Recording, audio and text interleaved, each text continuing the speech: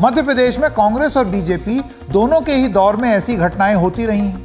यही वजह है कि अभी तक राज्य में कानून व्यवस्था का वो जलाल स्थापित नहीं हो पाया जो गरीबों और पीड़ितों को आश्वासन दे सके, भले ही ये एक दूसरे को टीका टिप्पणी करते रहे। जुलाई महीने में मध्य प्रदेश के सीधी जिले की वो घटना आपको अच्छी तरीके से याद होगी जिसमें प्रवेश शुक्ला नाम के एक व्यक्ति ने एक आदिवासी युवक पर पेशाब कर दी। इस मामले में कार्रवाई तभी हुई जब घटना का वीडियो सोशल मीडिया पर वायरल हो गया।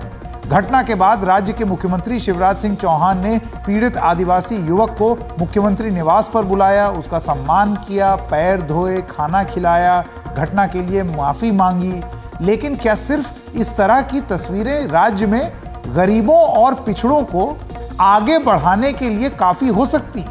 क्योंकि ऐसा तो नहीं है कि उस नाश्ते के बाद और पैर धोवन के बाद दलितों पर अत्याचार बंद हो गया मध्य प्रदेश में। ज्यादा जरूरत है कि गलत काम करने वालों के मन में कानून का एक डर पैदा किया जाए, पुलिस का इकबाल कायम, लेकिन वो डर शायद उस तरीके से दिखता नहीं।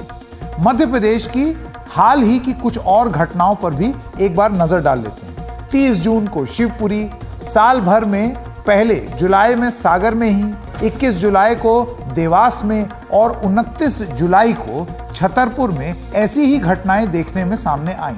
शिवपुरी में नरवर में अनुसूचित जाति के 2 युवकों का मुंह काला किया गया, उन्हें जूते चप्पलों से माला पहनाई गई।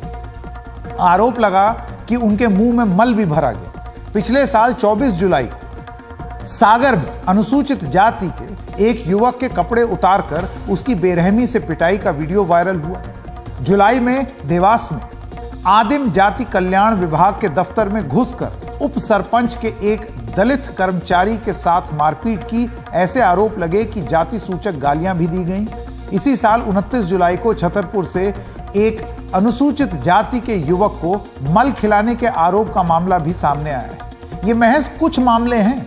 राष्ट्रीय अपराध रिकॉर्ड ब्यूरो यानी कि नेशनल क्राइम रिकॉर्ड्स ब्यूरो के आंकड़े ये बताते हैं कि कैसे मध्य प्रदेश अनुसूचित जाति, जनजाति और महिलाओं के लिए असुरक्षित होता जा रहा है।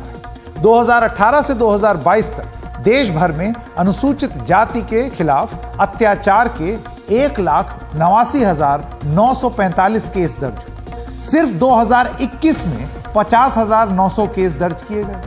इनमें से सबसे ज्यादा 7,214 केस अकेले एमपी में हैं, मध्य प्रदेश में। अनुसूचित जाति के खिलाफ अपराध के मामले में मध्य प्रदेश सबसे आगे। एनसीआरबी की रिपोर्ट के मुताबिक 2021 में अगर देश भर में अनुसूचित जाति के प्रति अपराधों के केस का औसत 25.3 था। मैं एक बार फिर से आपको दोहरा दूं, एनसीआरबी की रिपोर्ट के मुताबिक 2021 में अगर देश भर में अनुसूचित जाति के प्रति अपराधों के केस का औसत 25.3 था, तो यह औसत मध्य प्रदेश में 63.6 था। सोचिए नेशनल एवरेज से कितना ज्यादा, दुगने से भी ज्यादा।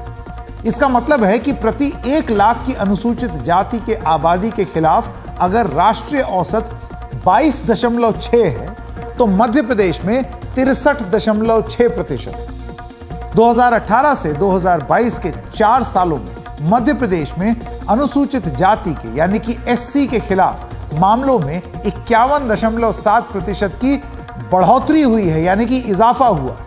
इस सब के बारे में कौन बात करेगा? हालांकि यह भी तथ्य है कि ऐसे मामलों में चार्जशीट दाखिल करने में सिक्किम के बाद सबसे बेहतर रिकॉर्ड मध्य प्रदेश का ही। फिर भी आए दिन ये आंकड़े और घटनाएं शासन और प्रशासन पर सवाल उठाते रहते हैं। सरकारें दलितों के नाम पर वोट तो मांगती हैं, लेकिन उनके खिलाफ अपराध रोकने में वो पीछे हैं और ये आंकड़े साफ बता रहे हैं। मध्य प्रदेश के सागर में ही 12 अगस्त को प्रधानमंत्री ने 100 करोड़ रुपए की लागत से संत रविदास का मंदिर बनाने का ऐलान किया। कांग्रेस अध्यक्ष मल्लिकार्जुन खड़गे ने एक जनसभा कर दी, लेकिन यह काफी नहीं। अनुसूचित जाति और जनजाति के प्रति समाज के रवैये को बदलने के लिए व्यवस्था में शामिल अंधसंख्य लोग, जो मतलब बिल्कुल एकदम ऐसी मानसिकता से प्रताड़ित हैं जो कि एक्नॉलेज ही करने को तैयार नहीं है, बिल्कुल मानने को ही तैयार नहीं है कि ये लोग भी इंसान हैं, इनके भी ह्यूमन राइट्स हैं और ये उनका हक है। ये बहुत ज़रूरी है, ये जनचेतना शायद आज की डेट में बहुत ज़रूरी है। देखिए, ये कोई पहला मामला नहीं है। एनसीआरबी के आंकड़े एक तरफ है, लेकिन चाहे शिवपुरी में 2 दलित युवकों को मल खिलाने की बात हो, देवास की बात हो, या फिर सागर में ही 1 साल पहले का मामला जो अब इस बार जुलाई में वीडियो वायरल हुआ था जिसमें एक दलित युवक को निर्वस्त्र करके बुरी तरह पीटा जा रहा है, तमाम ऐसे मामले हैं। सीधी का कांड है जहाँ पर एक आदिवासी के मुंह पर पेशाब कर दिया गया, ये भी वीडियो 3 साल पुराना है। लेकिन तमाम ऐसे कांड हैं, सिर्फ एनसीआरबी के आंकड़े तस्दीक नहीं करते, उसमें तो मध्य प्रदेश की स्थिति लगातार ख़राब हो ही रही है। फिर चाहे वो दलित उत्पीड़न का मामला हो, आदिवासियों के उत्पीड़न का मामला हो, या महिलाओं पर अत्याचार का मामला हो। एक बात और, लेकिन अगर एनसीआरबी के आंकड़ों में ही देखें तो ये भी है कि मध्य प्रदेश सिक्किम के बाद दूसरे नंबर का राज्य है जहां सबसे ज़्यादा चार्जशीट हो रही है, यानी जो दोषी हैं उनको सज़ा मिलने की तरफ जो कानून है वो कदम बढ़ा रहा है। खैर बहरहाल, लेकिन इससे ये बातें छिप नहीं सकती कि इस तरह के अत्याचार पर लगाम लगाने में कानून का जो डर होना चाहिए वो कहीं ना कहीं बहुत ज़्यादा प्रभावी नहीं दिख रहा है। और यही वजह है कि भले ही सरकार ये कहे कि ये पड़ोसियों का विवाद था, एक पारिवारिक झगड़ा था, लेकिन क्या कोई पारिवारिक झगड़े में एक युवक की हत्या कर देता है? क्या कोई पारिवारिक झगड़े में उसकी माँ को निर्वस्त्र करके पिटाई करता है, इतनी पिटाई कि उसको अस्पताल में भर्ती होना पड़े?